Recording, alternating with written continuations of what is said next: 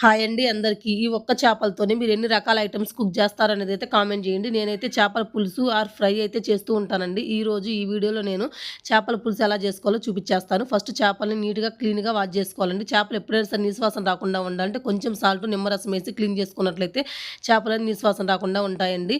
ఈ చేపల పులుసులోకి మెయిన్ మసాలా వచ్చేసి ఇదేనండి. ఇదే మంచి టేస్ట్ అయితే ఇస్తది.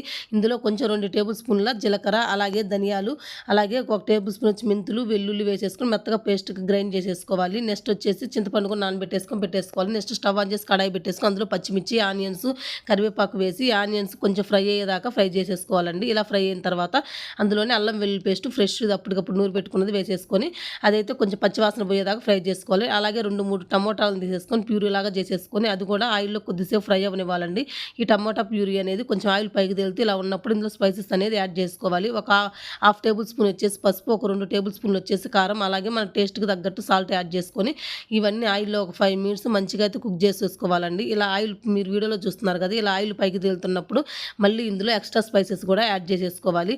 నెక్స్ట్ మనం ఏదైతే మసాలా ప్రిపేర్ చేసి పెట్టుకున్నామో ఆ మసాలాను కూడా వేసేసి ఆయిల్‌లో ఒక 5 ఆర్ 10 మినిట్స్ అయితే మంచిగా మగ్గనివ్వాలండి. ఇలా మగ్గుతున్నప్పుడు ఇందులో మన చింతపండు పులుసు అయితే వేసేసుకోవాలి. ఇదంతా కూడా ఒక్కసారి అయితే ఉండలు లేకుండా మంచిగా కలిపేసుకోండి.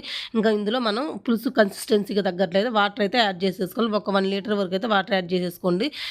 ఇప్పుడు మనకి స్పైసెస్ ఏమైనా సరిపోకపోతే సాల్ట్, ఈ కారం ఇవైనా చూసి అయితే అడ్జస్ట్ చేసేసుకోవచ్చండి. ఈ స్టేజ్‌లో ఉన్నప్పుడు అడ్జస్ట్ చేసేసుకొని ఈ చింతపండు పులుసు అనేది మంచిగా మరుగుతున్నప్పుడు మనమైతే ఇందులోకి మనం ఆల్రెడీ క్లీన్ చేసి పెట్టుకున్న చేపలను చిన్నగా ఒక్కొక్కటైతే వేసేసుకోవాలండి. ఇవి కొంచెం అయితే దూరంగా డిస్టెన్స్‌లో అయితే వేసేసుకోండి, లేదంటే విరిగిపోతాయి.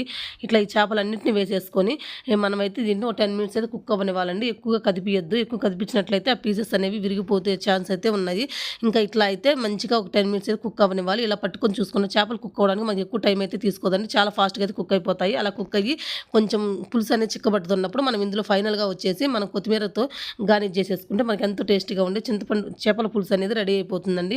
ఓకే అండి. వీడియో నచ్చితే ప్లీజ్ ఒక లైక్ చేయండి. అలానే ఛానల్ కూడా సబ్స్క్రైబ్ చేసుకోండి. ఓకే అండి. బాయ్.